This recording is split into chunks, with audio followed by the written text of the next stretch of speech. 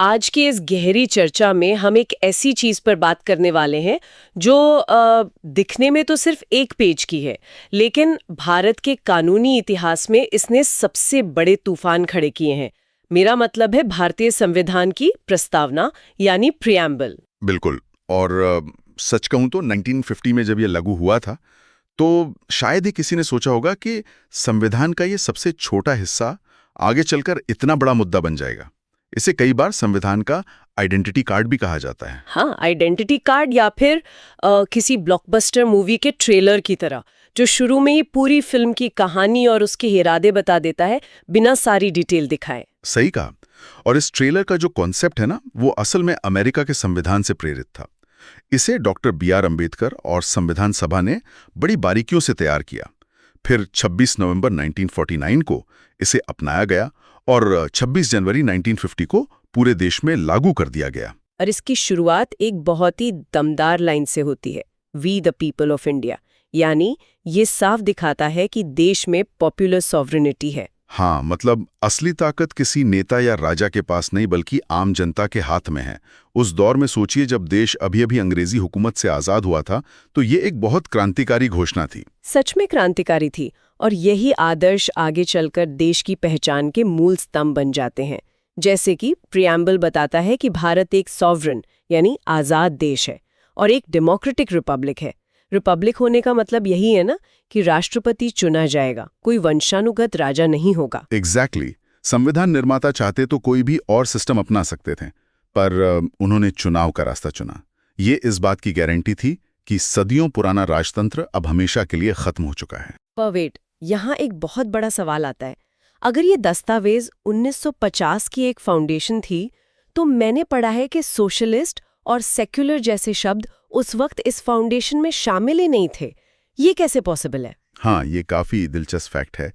आज हम जिन शब्दों को प्रियम्बल का अटूट हिस्सा मानते हैं, वो मूल रूप में थे ही नहीं। इन्हें बाद में 1976 में 42nd कॉन्स्टिट्यूशनल अमेंडमेंट के जरिए जोड़ा गया था। ओह, तो बाद में इस ट्रेलर को किसी ने एडिट किया था, पर अचानक ऐसी एडिटिंग की जरूरत क्यों पड़ गई? क्योंकि उस वक्त की राजनीतिक परिस्थितियां कुछ ऐसी थीं जहां सरकार को अपनी सामाजिक दिशा कानूनी तौर पर स्पष्ट करनी थी।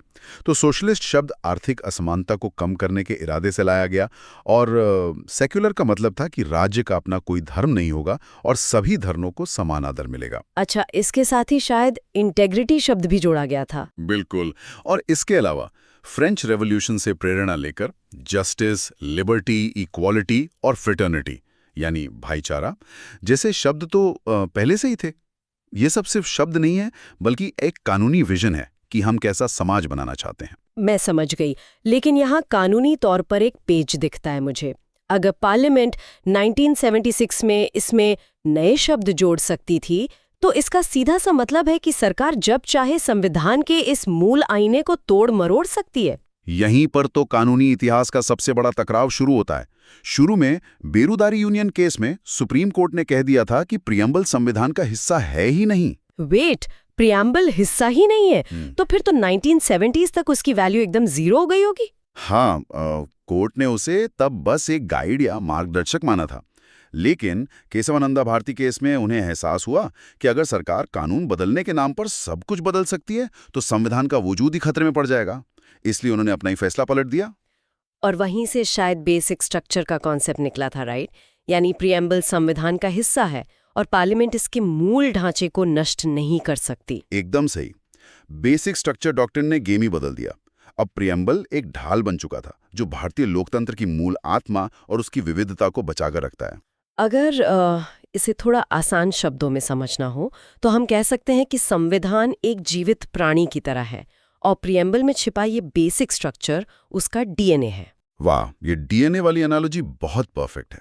मतलब सरकार समय के साथ उस प्राणी के कपड़े बदल सकती है, नई परिस्थितियों के हिसाब से नई कानून ला सकती है, लेकिन उसके डीएनए के साथ छेड़छाड़ नहीं कर सकती। तो इस चर्चा से एक बात तो बिल्कुल साफ हो जाती है कि प्रस्तावना सिर्फ एक इंट्रोडक्शन नहीं है, बल्कि एक ऐसी मजबूत चौखट है जो देश को बिखरने से रोकती है। हाँ, ये एक अटूट आईना है जो हमारे लोकतंत्र को एकजुट रखता है और हमेशा दिशा दिखाता है। बिल्कुल।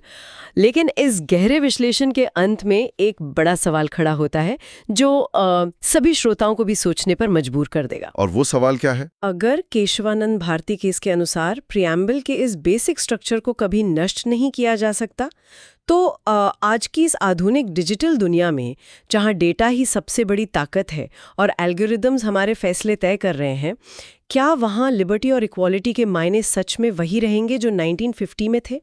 ये एक ऐसी बात है जिस पर आगे आने वाले वक्त में हम सबको विचार करना होगा।